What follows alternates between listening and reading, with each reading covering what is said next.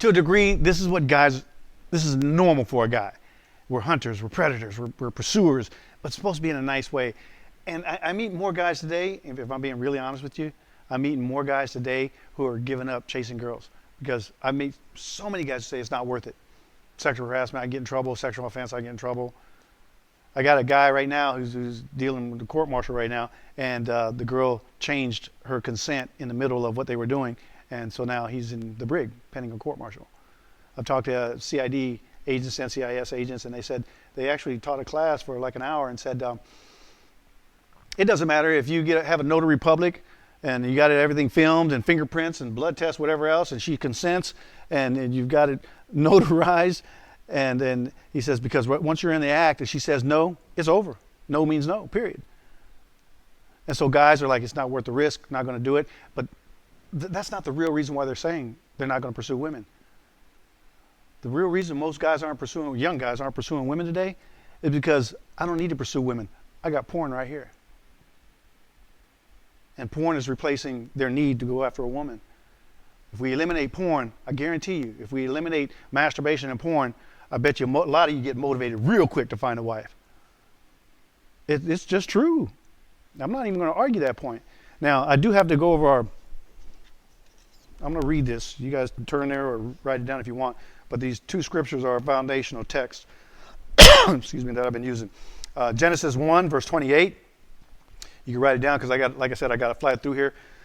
Genesis 1, verse 28, it says, and God blessed them, and God said to them, be fruitful and multiply and fill the earth and subdue it and have dominion over the fish of the sea and over the birds of the heavens and over every living thing that moves on the earth. Bottom line, what God is saying here when we're talking about sex, he's saying, God blessed them and said, be fruitful and multiply and have dominion. My contention, my position here is that your sexuality, you're called to govern. Every one of you, you're called to govern and you're called to rule well.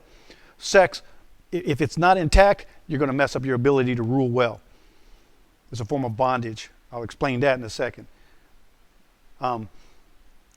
So your ability to have dominion and replenish and have sex and whatnot goes hand in hand.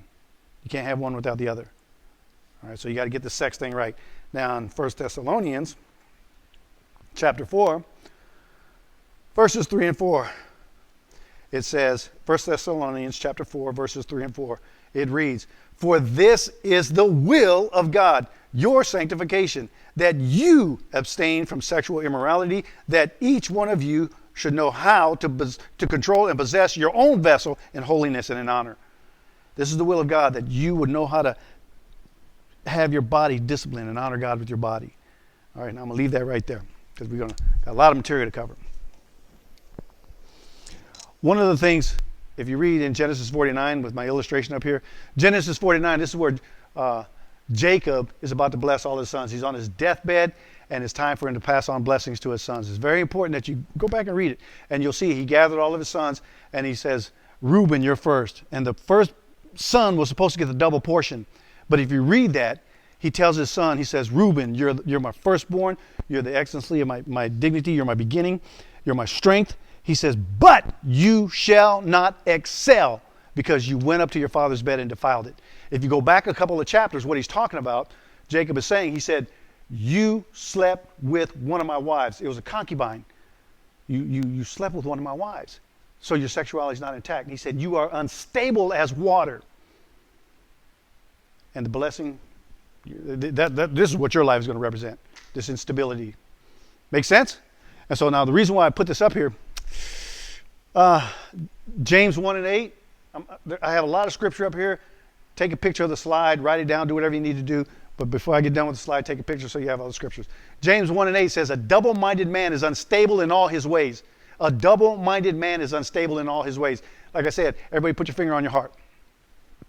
It's this thing right here. It says a double-minded man is unstable in all his ways. If you look at that word, it's Greek. It's disukos, double-minded.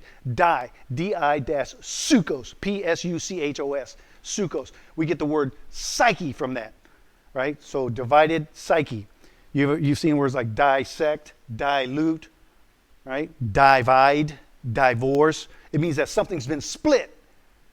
And so why is this important? Because he says a double-minded man is unstable in all his ways. The minute you split this soul right here, everybody make sure you look at me. And if you're feeling, sleepy or whatnot, I beg if you stand up because I'll throw something at you. Seriously, this is important. I got sponges right up here. I'll throw them at you because this is important. This is how important this is. I love you enough to throw a sponge at you. See, this is a brick. I won't throw that. But I'll probably throw one of these sponges at you. All right. Why is this important? When it says us, if we're double-minded, we're unstable in all of our ways. The minute this gets compromised, why is it? What is it even talking about?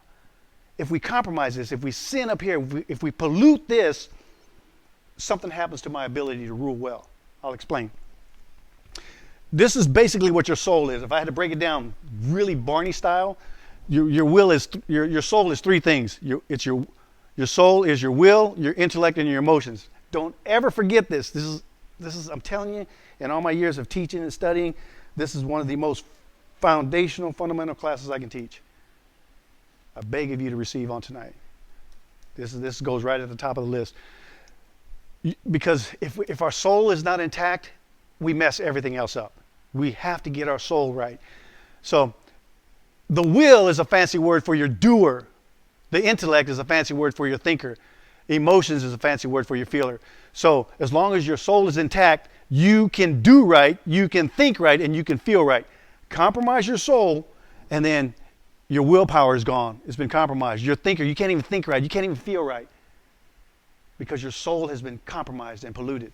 It's kind of like this. I saw this years ago. God showed this to me. I'm talking about my soul. Years ago, I told you guys this. Let me go over this again. My wife and I, Sandy, we've been married 34 years. Awesome marriage. I honestly don't know anybody as happily married as I am to this woman right here. I know a lot of pastor friends. I know a lot of friends. We are happily married.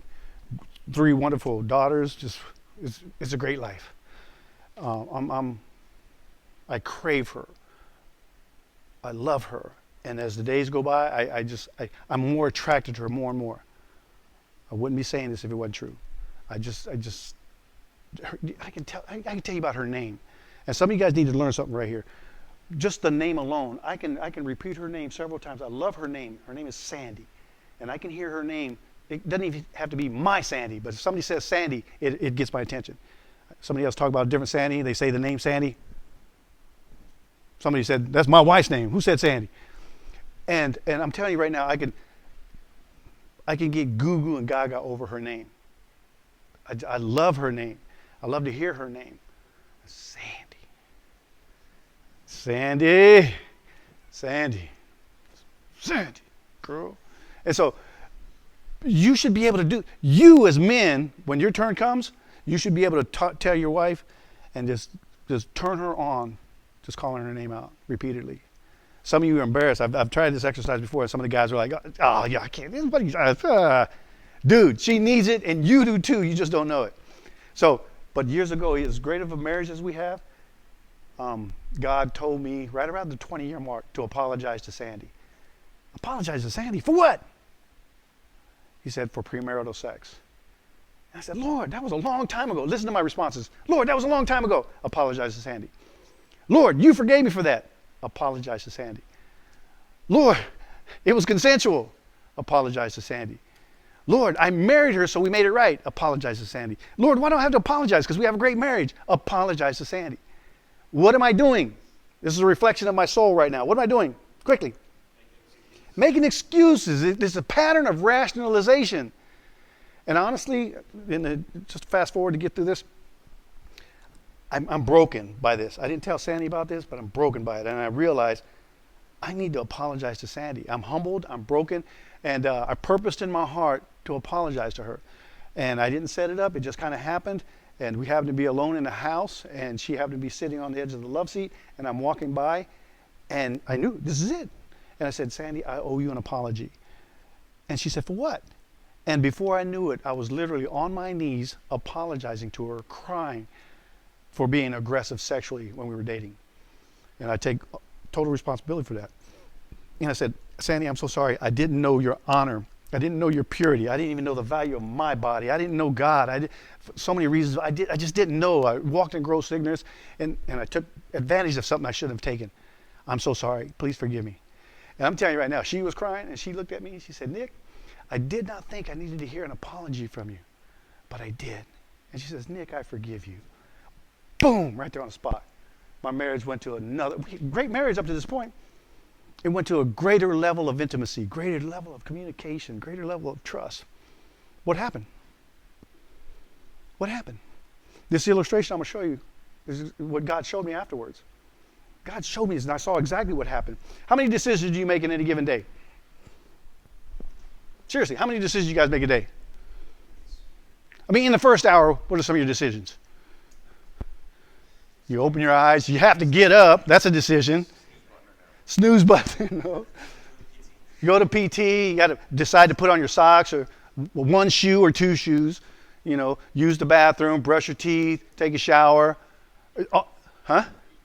Eat breakfast. All these decisions are going on, put on some clean underwear. Guys, we'll get to that. And so, I would argue that throughout our day, we make tens of thousands, at minimum, tens of thousands of decisions. The important thing to remember here is that every single decision you make, I don't care how simple it is, how random it is, it will either enhance or diminish your quality of life.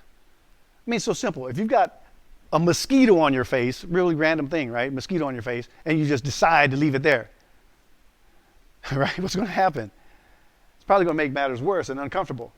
But you decide to swat that thing, you made a decision. It should make your life a little bit better for a few moments so it lands again, right? What you need to understand that every single decision you make is either good or bad, godly or ungodly. It's kind of black and white. I don't want to get into the gray areas here. But let's say you make a good, strong decision, and you're building a wall here. And so what ends up happening, you're building a wall, you're making decisions all day long, and you're making all these good decisions. But then that temptation comes up, that sin comes up, that thought. We were talking about great classes that you guys taught on the weekend about being ambushed and stuff like that. Dude, just great stuff. And so you get a thought. You're ambushed by the enemy. It's an attack, but you don't even realize it's an attack. And you have this inkling for something. Maybe you're horny. Maybe it's an old girlfriend. Maybe it's a song that triggered that memory with that old girlfriend, but you're not with her anymore. And you have that thought, and you entertain that thought. And then you think about it a little bit more. And then pretty soon, what's going on? You're deciding to think on it. And then later on that day, you use that memory. Maybe you saw, I'm telling you, some of you guys, maybe you saw cleavage that day. And maybe you saw panty lines, and you're taking pictures. Yeah, I'm busting you out, but you know what I'm talking about is true. And so you take these images, these favorite porn sites, and these things are running through your mind, and you're making decisions to either reject it or accept it, and it goes into your wall. But then you made a good decision, put it in there. But then you made a bunch of bad decisions. And then you made some more good ones. But then you made some more bad ones. What is your wall looking like?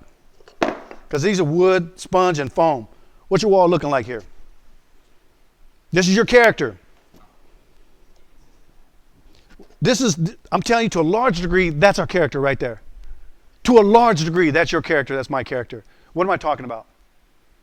Prove me wrong. That's our character. Because I can ask you right now, what percentage of your thought life honors God versus what percentage of your thought life dishonors God? That makes sense? Because when we figure out what's really going on up in here, this is a reflection of it. And what God showed me, he said, Nick, you had this pattern of rationalization in your character. This is your character. This is your wall. Now the storm, temptations are always going to come test you and hit your wall, your soul, your character. Where will this wall fall? The storm, the test is going to hit your wall, your character. Where's it going to fall? The weak bricks, the weak decisions I made.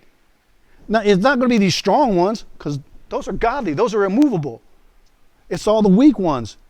And so what God showed me, he said, you had this pattern for all these years, and we've got to deal with this now. And it was difficult. He says, because Nick, if you will rationalize in an area as important as sex, you will rationalize in other areas of your life. And we can't have that. And so what he did, when I said, I'm sorry, and Sandy forgave me, The nasty compromise brick went out, and that one went in. And then I apologized for something else, and this one came out, and that one went in. And I repented for something else, and so on and so on. What's happening to my wall? It's getting stronger. So you have to figure out what's in your wall. This is very, very important because you have, personally, you have a character. You have a wall. What does it look like? Now, when you get married, she has a wall too. And what happens when you get married, your wall, her wall gets combined. You think there's weak bricks in there? You brought weak bricks and she brought weak bricks. And this is where, when in all the counseling we've done, when we start poking around at their decisions and weak bricks and whatnot, we find out what their weaknesses are. It always looks like this. It all goes back to that weak decision you made. I'll give you an example. Let's say, let's just make this real simple. Let's say you meet a girl. Real simple. Show of hands, singles. Show of hands, real quick. Singles. Over half of you. Okay. Particularly you singles, but this applies to you married folks too. Let's say, can you guys see this thing right here? Okay. This is a 6-month period, and this is the next 6-month period. You meet a girl here. This is a girl. And so let's just say this is couple A. They meet right here, and they really hit it off, and they get to know each other, but no hanky-panky, no hanky-panky, no hanky-panky, no hanky-panky. Let's get married. Boom, this is the wedding date. 6 months later, they get married. And then what happens, now that they're married, all kind of hanky-panky. They get to have sex. Yes? Couple B, they meet here. It's a hookup. It's a booty call. They have sex. And then they like each other, and they start developing a relationship. Let's get married. Okay, let's get married. Boom. Now the marriage is here. And now what happens? There's so much is happening right now between couple A and couple B. What's the difference in these two couples? Quickly. Come on, guys. Some of you know this. Throw it out there. There's huge differences. Go ahead.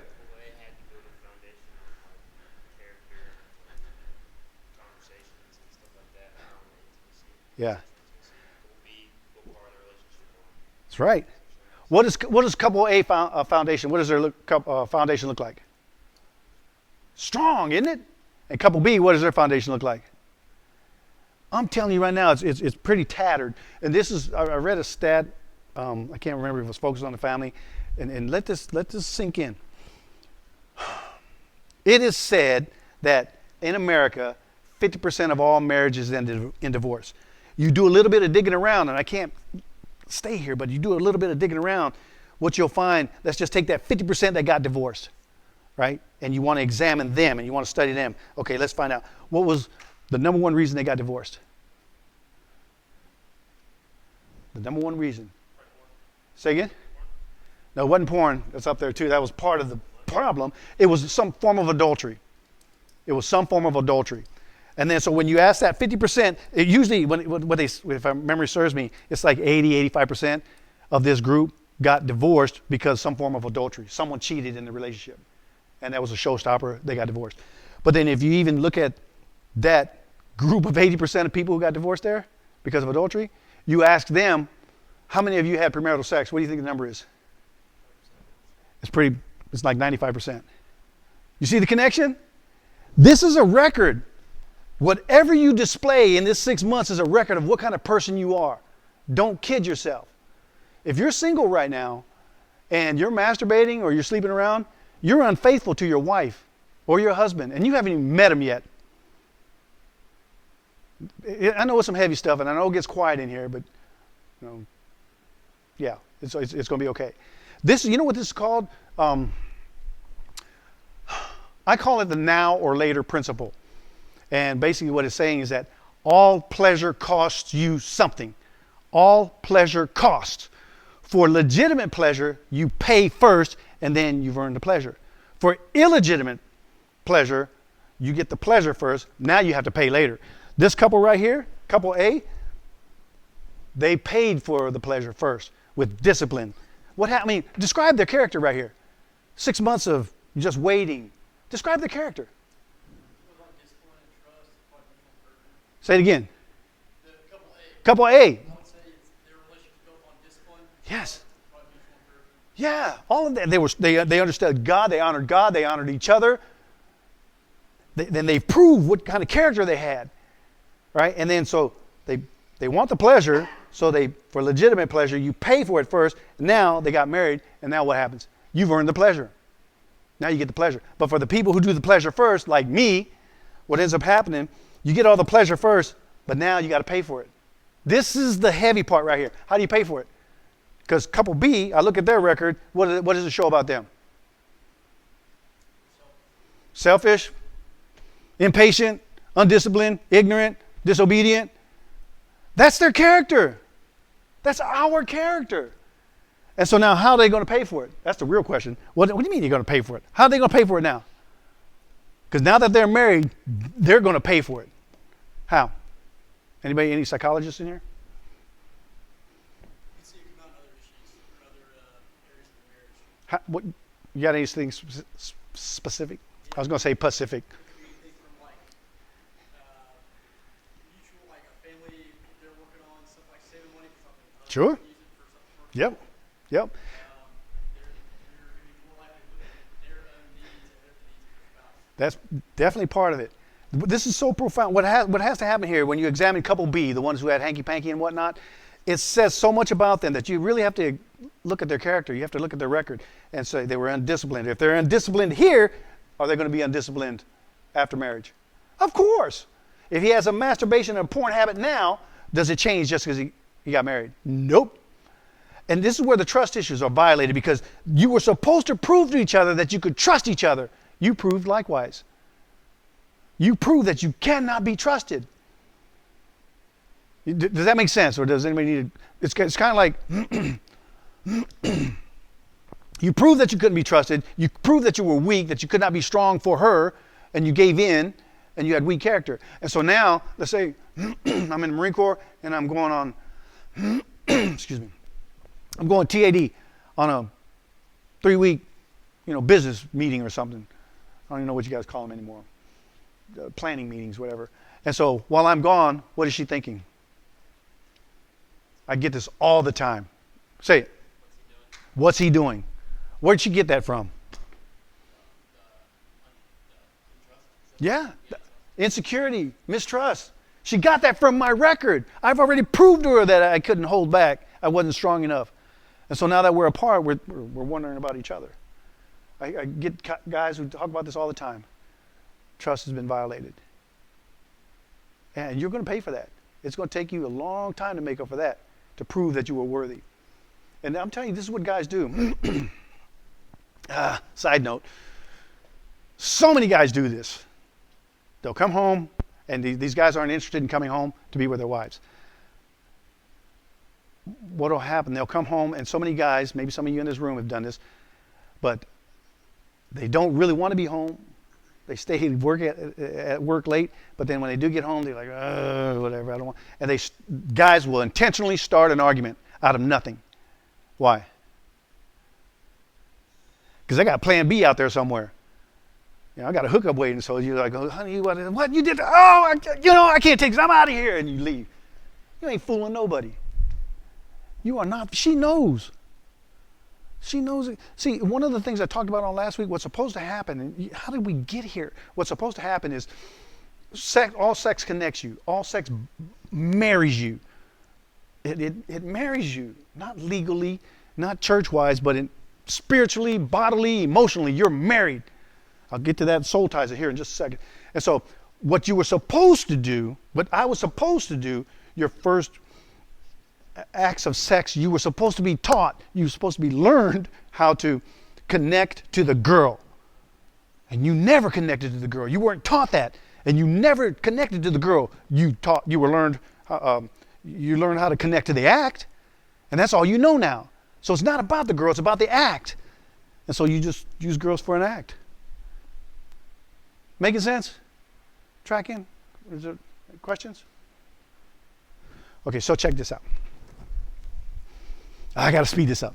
Okay, double-minded, disugals, divided psyche, your character, bricks, foundation, impatience, trust, insecurities, all of this goes in your foundation. If you're compromising, this is what happens. I tell people, when I counsel people and they're getting married, I ask them all kind of questions, because I've seen a lot of failures. I've seen people getting married, and they within 2 or 3 weeks they're getting divorced because now that they're married. I had one guy, dear friend, close clergy member of mine, married his daughter off to a Marine, and within like 3 weeks they were separated. She was a virgin at the altar, and the reason they separated, and they called me to minister to him because we tried to disciple this guy. He was a knucklehead. The reason she left him in 3 weeks is because as soon as they got married, he went crazy on her and was trying to have menage a trois and threesomes and whatnot. He was trying to porn. He introduced porn, and he wanted swinging stuff go on in the marriage, and the girl left.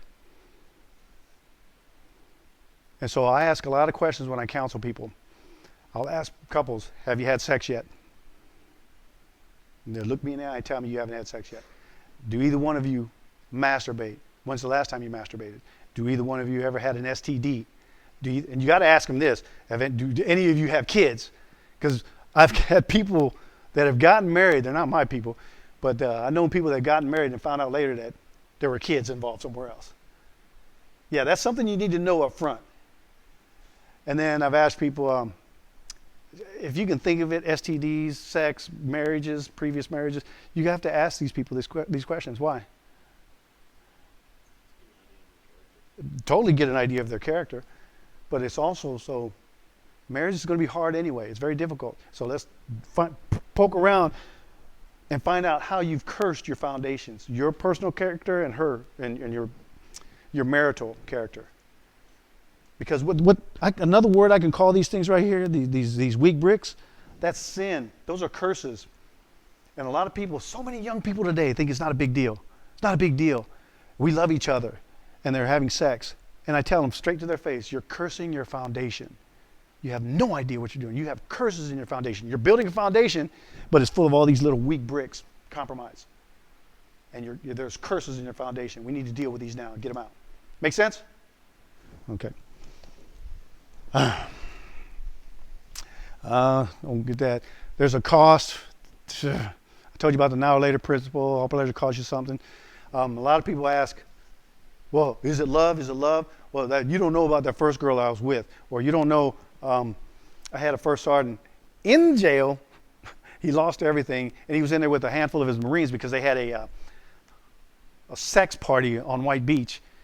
And there was probably a dozen Marines out there with a couple of female Marines, and they were all out there, and they got caught. A lot of them were married. And he swore. He said, I didn't do anything wrong. He said he was a Christian. He said, I didn't do anything wrong. I said, why not? He says, because what we did with those girls wasn't just, lust and animalistic. It wasn't like that at all. We made love to them. How do you argue that? For me, it's not easy. It's not complicated. How would you argue that? You weren't there. It was love. We made love to them. I said, what's your definition of love? He said, well, I made sure that they climaxed first. That's love. That's what he said. I'm not, this dude was a rock. And I asked him, I said, okay, one question. Did God say that was love? And he got mad every time. Why are you saying God? Why are you bringing God into this? Because he's the only proper measuring stick for what we're doing and trying to call it love. You want to know if something's right or wrong or not? Ask God. Find it in Scripture. It's real simple. This is one-on-one stuff. Seriously. We should know this, but we don't. No one taught this to me. So check this out. The Bible says that anyone who commits adultery is a fool, and he murders himself. That's Proverbs 6:32. It says the person who commits adultery lacks understanding. You read different, what the text there, and it talks about you lack understanding and you're murdering your soul. That's basically what it's saying. And as you murder your soul, you're like on self-destruct. And so what I'm getting at is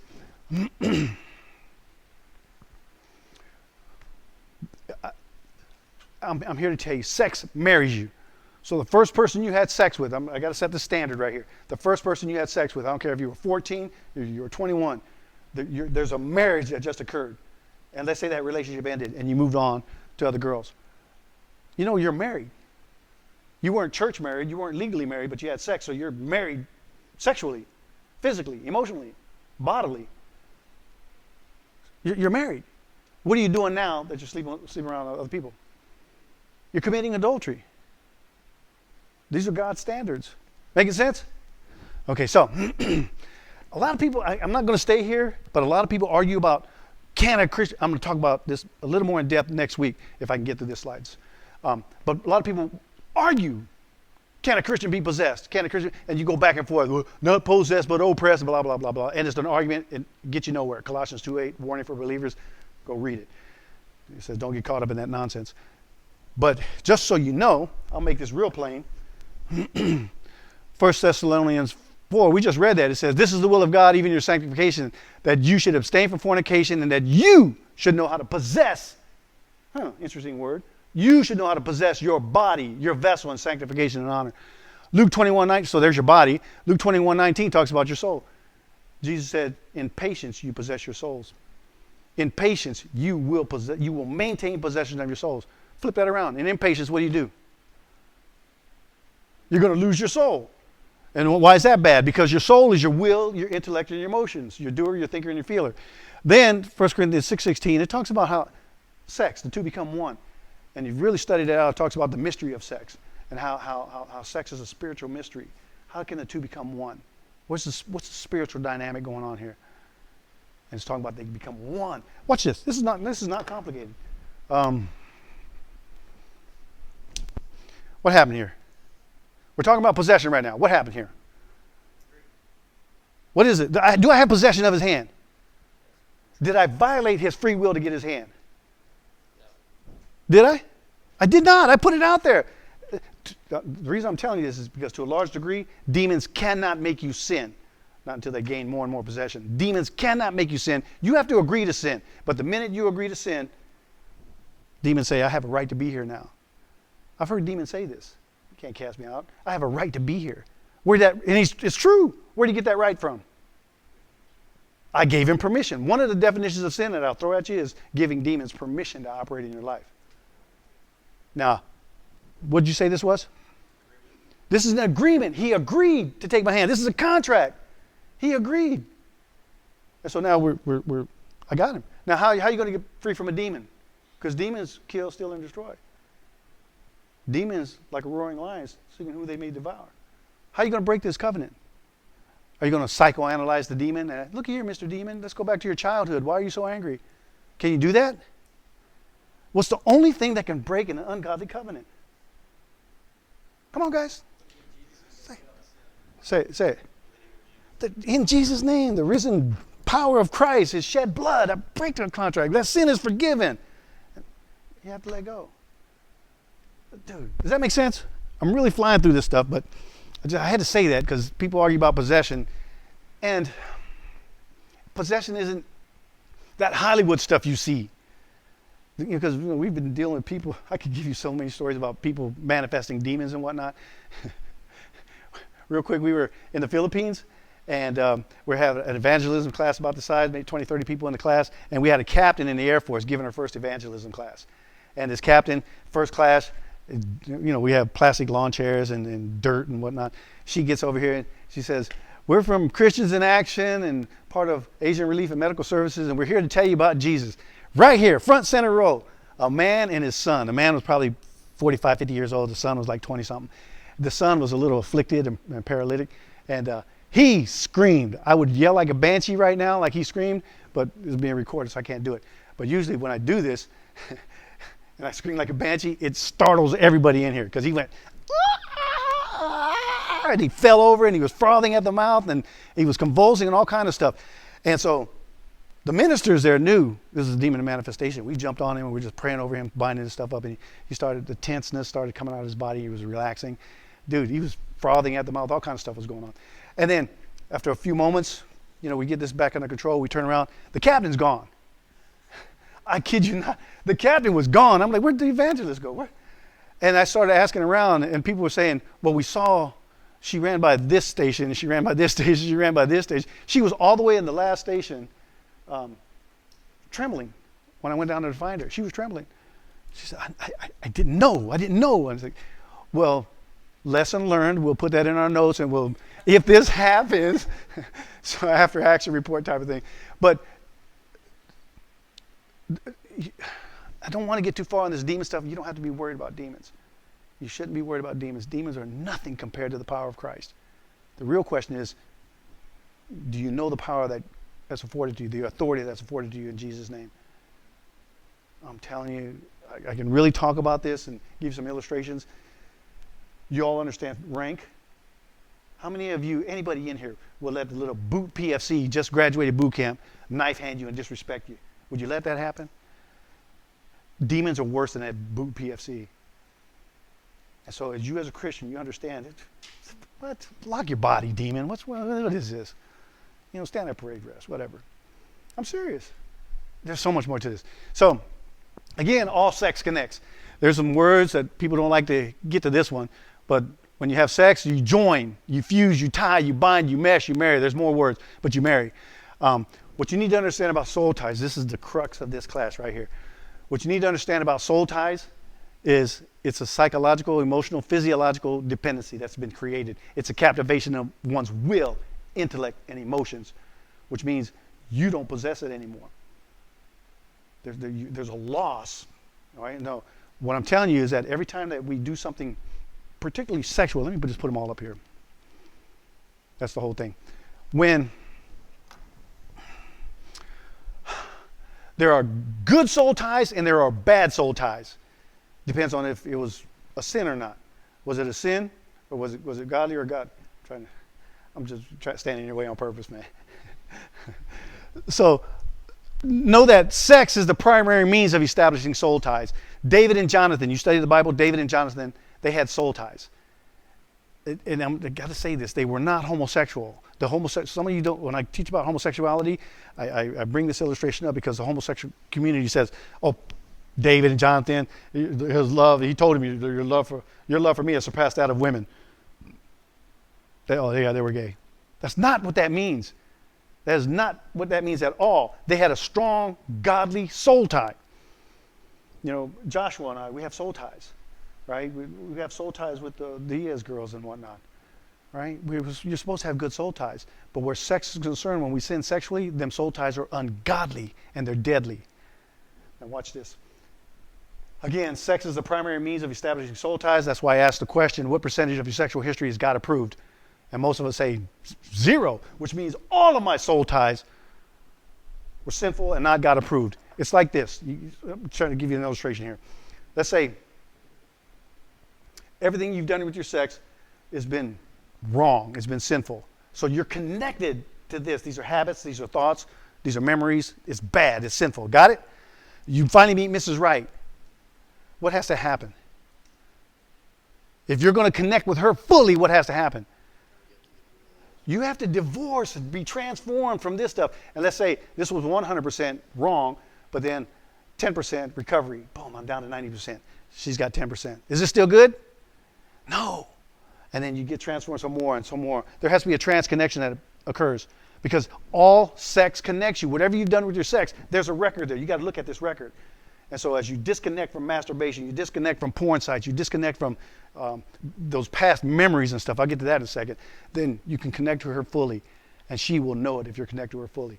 Now, what happens, let's say you're connected to her fully, and you go UDP 6 months, and then you come back, but you establish a porn habit, masturbation habit. Do you think she's going to know? Well, absolutely, she's going to know. She's going to know because something's missing. She'll know. You'll know too. There's a scene in Devil's Advocate. Keanu Reeves, is that the movie? He's a lawyer? Yeah. Al Pacino, Devil's Advocate, Keanu Reeves. It's called Devil's Advocate. I don't recommend you watching the movie because it has some racy, fleshy scenes in it. Some of you are going to, I bet, what's the name? So what I'm saying, he's a hotshot lawyer. Big ego now. He comes from a country undefeated background as a lawyer, court defense attorney.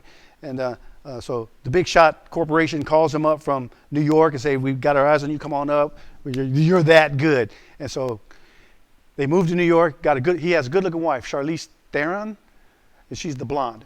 And so what ends up happening, they move to New York, he gets to do a tour of the office. And now watch this, he's doing a tour of the office and he's just overwhelmed by the magnitude of this corporation. And he looks into one office and he sees this Italian redhead. She's over international legal matters, and he looks at her and they have this look. They kind of have something in the moment. They both kind of laugh and go, what's up? What's up? And so they have something.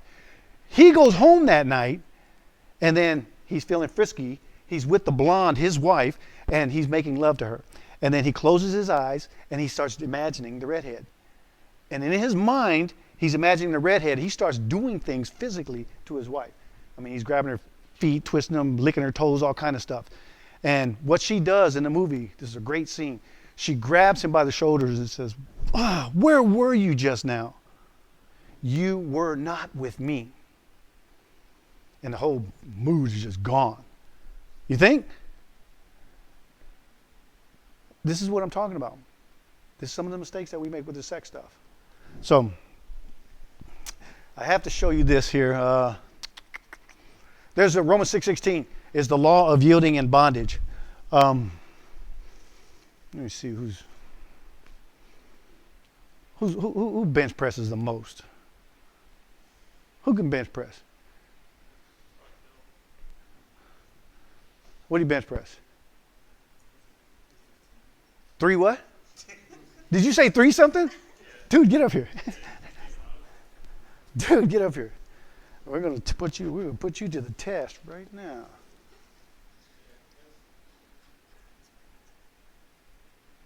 I'm looking at you now like, oh, okay, I see, okay.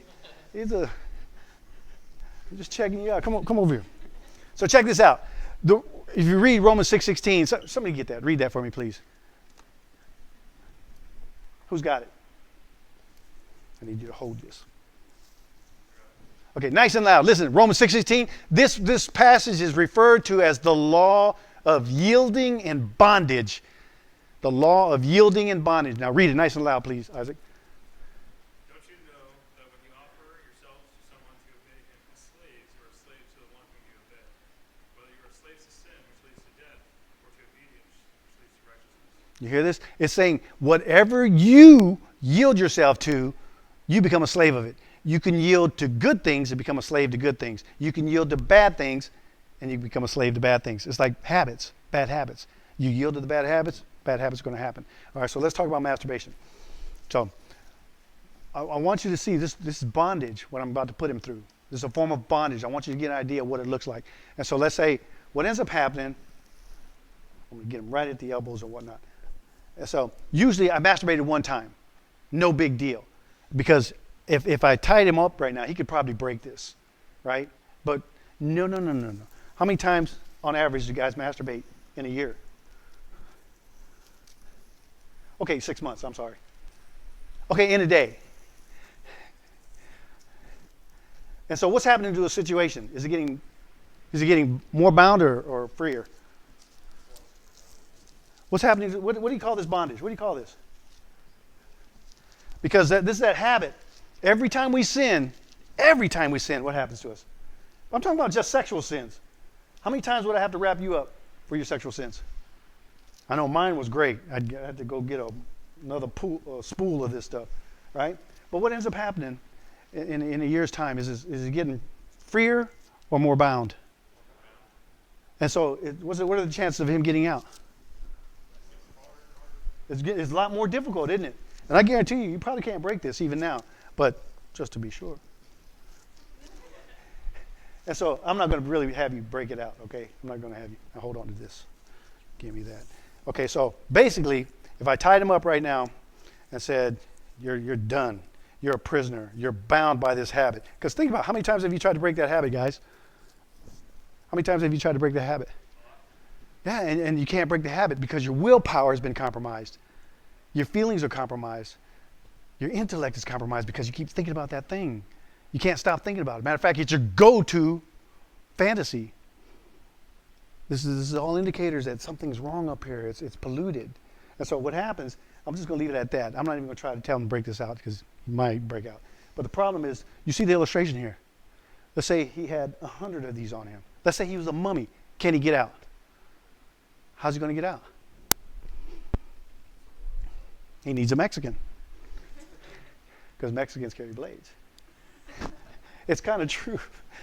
At least it's true for me. And so what ends up happening, the Bible says, without the shedding of blood, you're not going to be able to get out of it. Yeah. Without the shedding of blood, when people have tried, they get all bruised after. I don't want you walking out of here bruised and blame Pastor Nick. The Bible says, without the shedding of blood. Without the shedding of blood, there is no remission of sins. This is what Jesus did for us. And so when we're bound like this, when you're bound like this, what you do, you go to Christ and say, I'm in bondage. And you know you can't get out of it. You know you're stuck. And you know you can't stop thinking that or feeling that or doing that or saying that. You know it's true. The only thing you can do is run to Christ and humble yourself before the Lord and say, God, I'm so sorry. God, deliver me. God, get me out of this mess. And this is what Jesus does. He delivers you just like that. And then we got to stay free. Yes? Thanks, man. I appreciate that. So, that's the law of yielding and bondage. And so how cool is it if we can yield to being slaves for Christ and doing obedience? You know, I heard somebody say that every act of obedience will increase your faith. Every act of disobedience will decrease your faith. I found that to be true.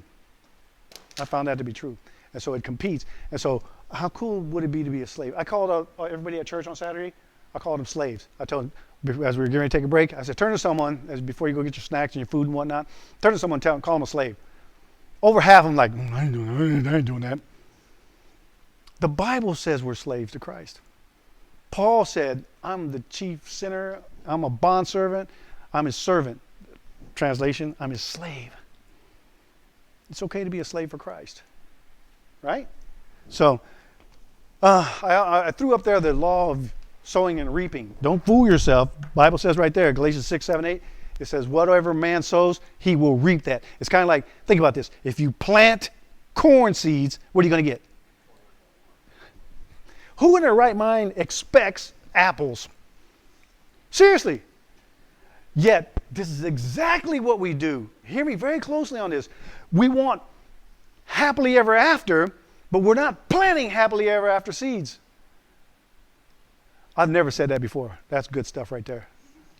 That is good stuff right there. Somebody write that down. I want to hear that later. I'm serious. Text me that or something. Because I'm going to write a newsletter on that. But see, this is, I want apples in my marriage. I want apples. Apples are good. But then I look at my foundation and what am I putting in there? Prunes. Yuck. Right? I don't know, what's that dragon fruit? I can't stand that dragon fruit. I don't want to, you guys don't. So anyway, again, this imprinting. What happens, I explained to you where imprinting is concerned. I got to move on to the next slide. We imprint. Guys, especially, we imprint. And so we take pictures. And you're supposed to, like I said before, you're supposed to imprint on the girl. But instead, we end up imprinting on the act, and that's all we know. And that sets us up for, it's just about the act. It's just about the act. And every girl you're with, it's just about the act. It's about me. It's about me. It ain't about her. Until you come to Christ and repent and say, wait a minute, I've got this thing bad. It's wrong. Okay. Here's some consequences of soul ties. I'll give you indicators in just a second. Some of the consequences are, and I've got to fly through this. Just understand that your soul is the payment for sin. You understand Jesus gave up his soul. And when you read Isaiah 53, it says, when God saw the travail of his soul, his wrath was satisfied. Your soul is always the payment for sin. And not even in the hereafter. That's ultimately. But here, how many of you, honestly, can raise your hand and say that when you have sinned, it just ate you up inside? I mean, just a lie even. It just ate you up. It's like, it does. Or you were too afraid to share the gospel, or whatever. You missed an opportunity. Ugh. Listen, I had, praise the Lord. I'll tell you about that some other time. So, soul is the payment for sins. I'll talk about this at length next week. When we sin sexually, we're talking about demons now are involved. I'll give you so many examples next week. Demons are involved, and what happens? We go into this realm of whoredoms, and it's not pretty. So we join that. You go look at these scriptures. Our soul becomes shattered, which means my will, my intellect, my emotions, my doer, my feeler, my thinker is shattered. I don't have the willpower. I don't have the feelings. I can't even think right because I have so much pollution going on up here. Revelations talks about, the battle, honestly, is for our souls. It's for the souls of mankind. God is fighting for your soul. Demons are fighting for your soul. It's about your soul. They want your soul. All right? And so don't make it easy on the devil, man. Suppression and expression. If you have sin in your life, there's this thing called suppression. We suppress. And I illustrated this on last week with all these ping pong balls that they tried to submerge and hold down. Was that you? And how successful was that? We kept throwing more ping pong balls. He's trying to fight it, put him down. And he's supposed to be fighting the whole time. He has a plastic sword and a shield. He's supposed to be fighting. But now he's not fighting anymore. He's hiding his sins. That's a form of suppression. And suppression always leads to expression. Because if you take your focus and energy off one of them ping pong balls, like sexting, that thing pops up out of the water, and you're exposed, you got to hide that thing. Well, the Bible talks about be sure your sin will find you out. Don't be mocked. God is not mocked. There's a 3-level possession. I told you about that already, body, soul, and spirit. The comparisons thing, I don't think I can get to much of this right now.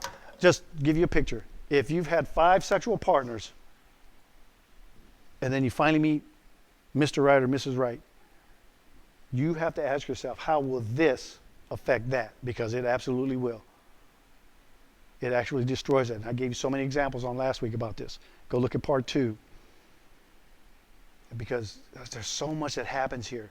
And don't be that, some of you might be thinking that, well, all of this actually was beneficial because it prepared me for the real thing. So this was practice. I've had people tell me this. I had a lieutenant on the plane flying with me, some female lieutenant years ago, and she said, this was good stuff because, I'm with guy, she had 3 boyfriends, and she's with guy C now. And so she said, these 2, they were, they ended, but I learned a lot from that. It made me a better person, I'm more prepared for this one. And the first time I had this conversation, she got me. Because I'm like, okay, something's wrong with this. I can't put my finger on it. And I prayed about it. She fell asleep. I'm praying about it. And then I got it. I said, aha! And so she's sleeping next to me. I kid you not. I went, and she woke up. I said, oh, I'm sorry. You're awake. Great. Hey, I've been thinking about what you said. And you said that helped you be a better person. That practice helped you. I said, you know what you were really doing? I said, how did those relationships end with guy A? What would you call that ending a relationship? She said, heartbreak, brokenness. I said, well, that's part of it. But what did you have to do to get from this guy to this guy? It's called divorce. And then to get from B to C, it's called divorce. You weren't practicing for a healthy, happily ever after. You were practicing for divorce. And that made her think. She was like, wow, I've got a lot to learn. I said, yeah, we all do. Making sense? Okay, here's some examples of soul ties in the Bible. Bible's full of soul ties. Now, I can't go over all of these, but dude, they're amazing. I'll just open them all up for you. These are all soul ties. If you study just Genesis, when people are having sex, the dynamics involved with these people having sex, I'll give you this guy right here. Let's just talk about Jacob. Understand, in Genesis 29, you remember how Jacob was cheated for Leah? Remember, he loved Rachel, but he was deceived into marrying Leah. Remember this? But he still had sex with her. What is that? I think it was Dr. Ed Cole called that vaginal masturbation. He was still sleeping with her. But it literally says he hated her, though. He hated her. Now, just a side note, I want you to imagine if you're a girl and your dad has to trick someone into marrying you. How would you feel? How would you feel? And then he slept with her and he's like, hey, wait a minute, you pulled okey doke on me. Right? And I kind of think he knew anyway because it's almost impossible not to figure it out while you're doing this thing. Wasn't that dark. So what ends up happening, Leah, he hates Leah, but he repeatedly sleeps with her. Leah, her name means weary and tired. She was tender-eyed, and they argue that she was not attractive. Rachel got all the attention, Rachel was the beauty of the family, and so there was some jealousy. There's so much going on with Leah's soul. So what ended up happening, she was deceitfully married off. She was hated yet soul tied to Jacob. She loved Jacob, and she had anger towards Rachel. If you study this out, at one point she tells Rachel, who he actually wanted to marry, who he promised to marry. She told Rachel one time, she said, "Isn't it enough that you stole my husband? Oh, you got this backwards. That's my husband. He wanted me. You were tricked into this." Right? So this is what's wrong with her soul. But I wanted to point out right here, when they were having babies, she kept saying, look, what is she saying right here? When she named, "I shall name my son Reuben. Behold a son." This is what his name means. "Behold a son. Now my husband will love me." And then they had the second son. And she says, his name is Simeon, because Simeon means God has heard my cry and saw that I was hated. And then the next one was Levi. "Now I will be joined to my husband." Judah means, "Now I will praise God, for I have another son to give." Issachar, "He will bring a reward, my husband." Zebulun, "Now my husband will dwell with me." What is she revealing here? She's connected to him. She wants him. She wants his affection and his attention and his love. But he's not giving it to her. But she wants it. This is what sex does, man. And so you read Shechem. He actually raped Dinah, and then when he raped her, he said it was love, and now I got to marry her. You read that whole story, what happened. After they raped her, Shechem, there's so much here. Dinah, she was out looking for the daughters of the land. There's some commentary that say she might have been a lesbian. They don't know, but maybe not. I don't know. But why was she out looking for the daughters of the land? She wasn't looking for a husband. But Shechem raped her, and then Shechem said, "I have to marry her. Dad, go talk to her dad, make this thing happen." Dad wouldn't talk to him, but so Shechem's dad talked to the brothers, and the brothers said, "Well, we have a custom here that if you're going to marry our daughter after you raped her, if you're going to marry our sister, all the men of the town, of your town, have to be circumcised." You guys remember this story? And they said, "Okay, yeah, well, we'll do it." And as soon as they were circumcised, usually I've known grown men get circumcised, and dude, right about the 12-hour, 24-hour mark, right there, they're immobile. They're in pain. They just don't move. And I'm talking, ice packs and everything, because things happen down there. They were immobilized, and Dinah's brothers went in and killed all the men of the town. And then when the blessing was come down, right after Reuben was passed over, Simeon was next. And he says, "Simeon, because of what you did, you caused my name to stink." And this all goes back to sex. All of this, man. And so Samson, you study Samson, he's supposed to be a deliverer of Israel. His soul was vexed by Dinah. He was sleeping with anything that moved. Samson was a hoe. He was. You study this thing out. He was hoe-ish. And everything that he was doing. And then he fell in love with Delilah. And Delilah manipulated him. And Delilah actually found out the source of his strength. Figure this out. And at one point, he said, he finally told her the secret because she had vexed his soul. His soul. Again, we're talking about the soul. And to be vexed means to be harassed, to be poisoned, to be inundated so much that you can't even think straight anymore. He said, "Okay, woman, it's my hair. It's my hair." And as soon as she told her that, what they do? You read that very closely. What happens? They cut his hair off, and he says, and she yelled, "Samson, Samson, the Philistines are upon you." And he says, "No biggie. I'll go out just like I have at other times," and basically whips some tail. And he said he did not know that the spirit had left him. You see that? His soul was so jacked up, he didn't even know that God had left him. Our souls are destroyed. And then Samson, you study that story there, Samson and David and Bathsheba, soul ties and destruction and damage there. Absalom and Tamar, they plotted. Dude, this guy plotted to rape his stepsister. Got to have her. And then he and a friend, they plotted to rape her, and Absalom raped her. And as soon as the act was done, he said, "Get out of here." And he threw her out and closed the door. Was it love? And this is what's happening sexually, man. So much here. So much more. Indicators of soul ties. I got to fly through this, and then we're almost done. These are, if you want to know if you have a soul tie, well, what is a soul tie? Like I said, soul ties can be godly, they can be ungodly. Soul ties are just indicators that you might have a soul tie. And you have to figure out, was this of God or is this good or bad? You have to figure this out. But when you have, number one, you have unhealed memories. If that topic comes up and you go down memory lane and it hurts, that's probably a bad soul tie. Or you think it's a good, pleasurable, it was sin, but you think it was pleasurable, and you're like, oh yeah, that was a good one. Yeah. Well, did God approve of that? Nope. Just think about your memories, good and bad memories.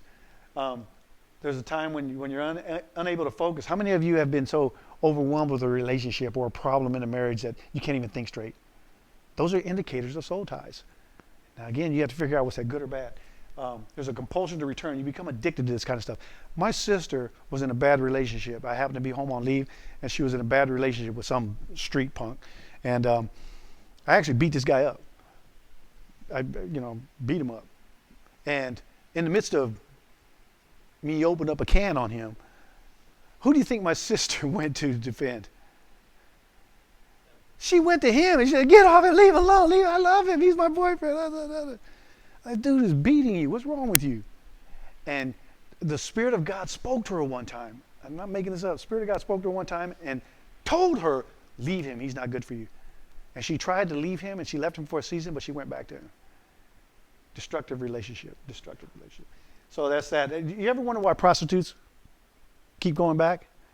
I had a sister, one of my other sisters was molested by my dad. Our dad molested her. I'll explain a lot of this in part 4, spiritual stuff. She was molested by my dad. And after that, she was like 9 or 10 years old. And after that, she was messed up in the head. She was really messed up. And she, from that point, from like 9 or 10 years old to like 50 when she passed away, it was a slow form of suicide. I watched her die. One of my most beautiful sisters. And I watched her die. Her soul was so jacked up. I watched her die for 40 years. And so, but when she ran away from our house, she would always run to my dad's house. Why? And now my dad is remarried to a couple other different wives, and they fought my sister and beat my sister up. But she'd run away from our house and run to his house. Why? This is in her soul, the connection she has with her dad. Right? Ungodly. Imprinted frame of references. How many of you ever, you're minding your own business and a song comes on the radio and it's like 10 years ago and you go down memory lane and it triggers that memory. Like, oh yeah. Or a movie clip or a scent of perfume or cologne. Or you're driving by that restaurant and you're with your wife or somebody and you're driving by that restaurant and you do the double take and you're like, memory lane. Or that song comes on the radio and you turn it up. And that was with you and girl A. Right? But you're not with girl A. You're with your wife now, girl C or whatever. But you turn that song up. Why? It's a soul tie. Does that make sense? Dude, you guys okay with this? There's pictures and gifts and smell. If you have pictures of your old girlfriends, get rid of them. Why are you holding on to that? Why do you want to be have memories of your old girlfriend? If she gave you an old bracelet or if she gave you a sweater or some cologne and you still wear that thing and every time you wear it, it reminds you of her, but you're not with her anymore. I'm telling you right now, get rid of it. Why do you want to be soul tied to this person? You want to be free from this person. You should. It's unhealthy. I can give you so many stories of people who didn't want to give up articles that were exchanged in a relationship. Man, we had one lady, she was about to get married and the dude bought her a nice ring and the relationship fizzled out. He did something stupid. It was just dumb. And he told her to keep the ring, and here it is 5 years later or something, she's asking, hey, what should I do with this ring? You still have that ring? If I was your husband, I'd have thrown that ring away myself. Why is she holding on to the ring? And she said, well, it's a nice ring. Well, do you wear it? It's an expensive ring. Are you going to buy something with it? Get rid of the ring. Some of you have a problem with that. I know some of you do. You're like, well, it ain't that serious. Okay. Sowing and reaping. Whatever you sow, you're going to reap it. Fingerprint on our souls. There's so many ways I can describe this. It can be a conversation. It could be a joke. It could be a feeling. It could be a touch. I've dealt with people where fondling and intimacy was concerned, that the woman would say, Guy A touched me perfectly. Guy A really, matter of fact, he programmed me with the touch. But I'm with Guy C now, and Guy C can't do it. Oh, that's brilliant. That's great. Why? How can this be successful? There's a woman who said the same thing in Every Woman's Battle. There's a book, Every Man's Battle, companion book, Every Woman's Battle. There's a woman who says this exact same thing, and she says the problem is now she's with Guy, whatever, C or D, and she's with this guy, and she loves this guy, and she wants him to touch her, and he's having difficulty, and he's fumbling and messing everything up, and he knows he's failing. He gets mad. He throws his hands up. He says, "Do it yourself!" And he walks out of the room. She wrote this. And then she says, okay, now I have two problems. She said, number one, I know I owe him an apology because I hurt his feelings. And number two, now that he's gone, I can do it myself. That's not good either. You see this? Soul ties. Weight on emotions, inability to connect, something's interfering with your connecting with your spouse. You just figure this stuff out. Your emotions, when the topic comes up, you're gloomy or despair. You run away sometimes. I can't really go through all this, but you guys got a picture of that? You can figure it out. Just give it some thought. Pray about it. Contact me. Last one, porn. Porn. Is porn really harmless? Porn is deadly. There's nothing good about porn. And a lot of people, they actually, Pornhub, they put this out, I think last year, and they took it down because there was a lot of outrage. They took it down like 10 minutes after they put it up, and they thought this was bad. But they thought this was cute. Pornhub. And then when the flat came out, they took it down, but I screenshotted that thing.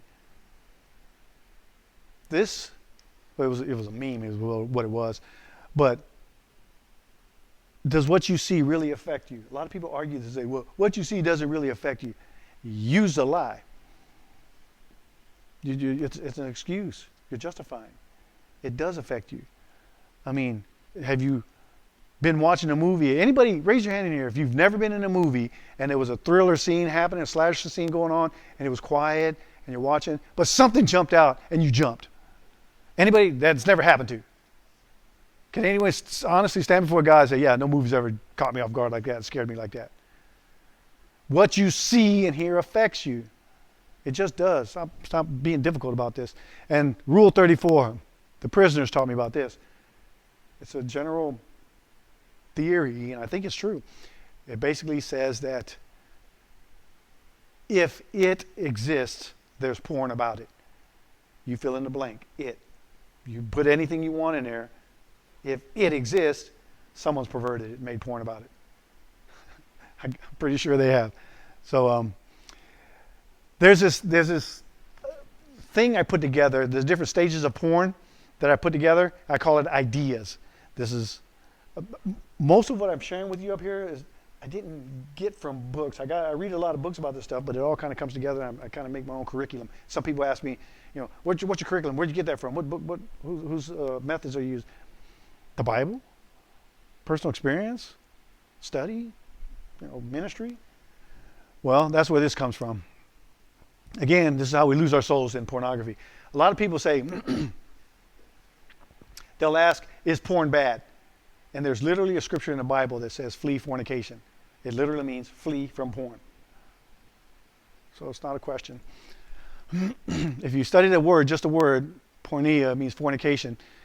It means that which is designed to arouse sexually. Today, that definition is changing. It's changing to, it's recreational, it's therapeutic. And it's just not. It's deadly. And so when you understand what fornication is, it's illicit, deviant, lewd, sinful sex, and then graphs is images or pictures. So you put it together. Images and pictures of illicit, deviant, lewd, sinful sex.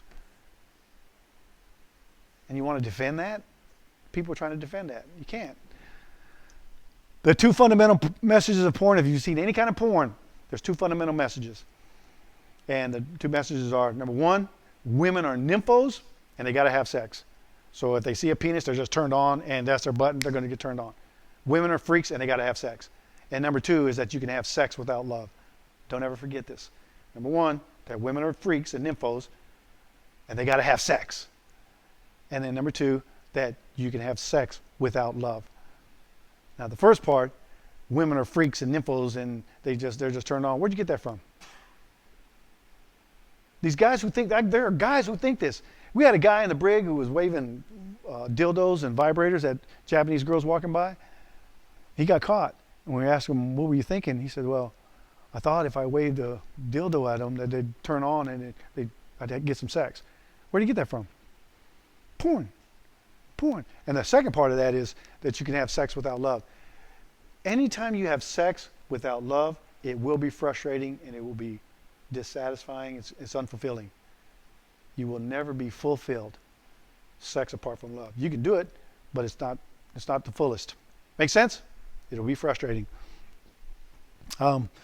This is the 5 stages. So you got your introduction stage, desensitization, escalation, addiction, and solicitation. That first one's real simple. The first time you saw porn. Maybe you picked up a magazine. Maybe the website was on. Maybe accidentally you got a flash on your phone or something. There's an intro. You were introduced to it. But then it leads to the next stage where you become desensitized. What does it mean to be desensitized? Come on, guys. I'm going to wrap this up. No longer have a reaction. No more reaction. Somebody else said something. Becomes normalized. Yeah, sort of normalized. It's not a big deal. It's like everyone's doing it. What's the big deal? And then you walk in there and your roommates and they're watching porn. They're not embarrassed anymore. This is a form of desensitization. It really is. And so you become desensitized. And you got to understand something, that two things are happening here, desensitization and escalation. Two things are happening here. As you become desensitized, it might be that first thing really turned you on was just the X-rated novels. And then maybe you graduated from that and went to pictures. And then you graduated from that and you went to videos of just, nude girls. Then you graduated from that. And then you went to a guy and a girl having sex. And then you graduated from that, 2 girls and a guy. 2 guys and a girl. And then you graduated from that. And you see how this is growing and growing and growing. And then before you know it, you're watching, hobbits and midgets and whatnot. And you guys know what I'm talking about. It's out there. Everything's out there. And so that's part of that desensitization and escalation. Escalation is not just in content, but it's also in time. The amount of time you spend on the internet watching porn. You guys know what I'm talking about. And so here's something to help you out. When people say porn is a legitimate outlet, that porn is good for you, ask them, how's that working for you? Honestly, how's that working for you? Is your sex life better or worse? Because you're so disconnected from reality. I'll get to this in a second. You're so disconnected from reality that you're totally connected to fantasy. You don't even realize it. This is what this is right here, addiction and solicitation. You become addicted to it and you can't stop. And then solicitation is when you go out and try to, whatever you've seen in porn, you try to apply it on the girls. I'm doing them, I can't tell you how many guys said, I thought I was doing them a favor, raping them, sexual offense.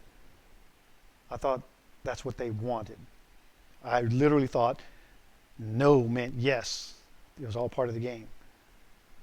And these guys are being, all this right here. And now they're doing this. You know what's happening here? You know what's happening here? When a person's mind, okay, how many of you here on UDP know people that go to Korea, Philippines, wherever else you guys go, know people who get a brand new external hard drive, 2 terabytes, and their goal is to fill that thing up with porn while they're out there on Libo. But man, it's probably a lot more than that. This is where a lot of guys get in trouble at, because they're downloading thousands and thousands. How many just images can you get on 2 terabyte hard drive? I'd say millions. How many videos can you get on there? I don't know, millions. I don't know if millions or not. Some of you probably think, well, it depends on quality and length and things. We need to talk. what I'm getting at, these guys will come back. We had a warrant officer who came back, and he actually labeled one Korea porn and one Philippine porn from his trip, and he actually had to go get more terabytes because they filled those up. And what ends up happening, he did some stupid things, sexual stupid things, and NCIS came in and they confiscated everything. That's the first thing they do. They come in, they take all your laptops, all your hard drives, they take everything. And then when they went through his hard drives, the external hard drives, they found all this child porn. And he says, that wasn't mine, that wasn't. He said, I didn't even know it was on there. There's so much on there, I didn't even see it. I kind of believe him, even though he was kind of a nasty guy. I kind of believe him because I don't think it's possible to see all of that stuff on there, right? But can you sit here and tell me that one hard drive, let's say 1 terabyte, 2 terabytes, whatever, full of pornographic images flooding this is not going to affect the way you think? And what you know what these guys do, what porn does? I promise you what pornography does, there's nothing true about pornography. It's all fantasy. It's all fantasy. It's a lie. That's the message. And so, but what we do as guys, there's a promise in porn that this is going to be good sex, and it's not. And what guys do, they buy, because it's all fantasy, they buy into the fantasy and they're driven by the fantasy. They left reality. I'm telling you right now, they leave reality and they try this stuff on girls now. Matter of fact, guys aren't even pursuing girls. They want girls to do this to them. You know, I'm not going to pursue you. I'm not going to work for this relationship. Do this, do that, do that. This is what guys are doing. So when these guys cross over and this is where they break the laws right here. They break the laws right here. Not so much the addiction part, but when they actually start applying what they've seen in porn in real life, that's when you get into bigger trouble and you lose your marriages. I can't tell you, we had some 05s, a couple 05s, who actually tried to set up some underage girls' hookups. Got caught. It was a sting. I don't know if you guys know this. You guys know about the sting operations here on the bases? I don't think you do. Some of you do. I was talking about Christian back there. Listen, this is FYI. While you're on the internet, if you're looking at porn, please don't be looking at porn, but this is what's going to happen. There's a chat box there. And in the chat box, it say, me so horny. And so you're going to click it, and you're going to find out it's a 30-year-old woman. And I got so many guys who've started sending nude photos back and forth. And then the girl says, well, I'm not 30. I'm actually 14. And the guy stays in the chat room. And then she says, and my parents aren't here. And I'm on Cadena. And I'm curious about sex. And guys take the bait. Just about every time they'll take the bait. And they'll go down there and they'll get caught just like that. And in a matter of seconds, they're arrested and they're in the brig that night. We had one guy who was checking in. He was PMO. He was a military police officer. And his family is in Westpac Lodge down there. The first week he's here, the first thing he does is go get a smartphone, start getting these hookups, and while he's checking in, he actually found a hookup, went to Gadena, and got arrested, while his wife and family. I can tell you hundreds of stories like this. Lost everything. Dude. So don't forget about them 5 stages. There's so much more to that. I talked about masturbation last week. Masturbation bad. If you have questions about this, watch part 2. I went over that with great detail. But I had to tell you this part right here. There's this thing called TMS. It's a disorder right now. It's called Traumatic Masturbatory Syndrome. What that means is that guys have masturbated so much that they've traumatized their penis and they cannot have sex with their wife. They can masturbate like that, but they cannot function with their wives. They cannot achieve ejaculation. But they can, masturbate matter of moments. TMS, they've conditioned their penis to their hand only. And then there's this thing called erectile dysfunction. You know where this is coming from? And then the use of Viagra. I knew this, they're paying $5, $6, $7 million to do studies on this, and I knew this 20 years ago. You know what erectile dysfunction comes from? And the use of Viagra. You know why they need Viagra? Erectile dysfunction is occurring because guys have testosterone. Guys, you want to have sex. We want to have sex. We have testosterone. But what happens when we're actually having sex with our partner, supposed to be your wife, and this is what happens. This thing is so polluted with so much imagery from porn that it's like a Rolodex, and it's just spinning so much, and you're trying to stop it on one of them images, and you can't because you got this thing going so much. I'll talk about this next week. It's a whirlwind. You got this thing going so much that you can't capture any one image. You know, so you're trying to stop on one image. You want to have sex, but this thing it won't stop. And so you're going from the two blondes to the midgets. You're going to the goats. You're going to, and it won't stop. And what happens to your erection? You panic, and you lose your erection. I know what I'm talking about. I know what I'm talking about. Take it or leave it. But that's what happens. And so now these guys say, I can't keep an erection, so I need the medicine. And then they get on this Viagra stuff. Dude, you shouldn't need that. There's another conversation.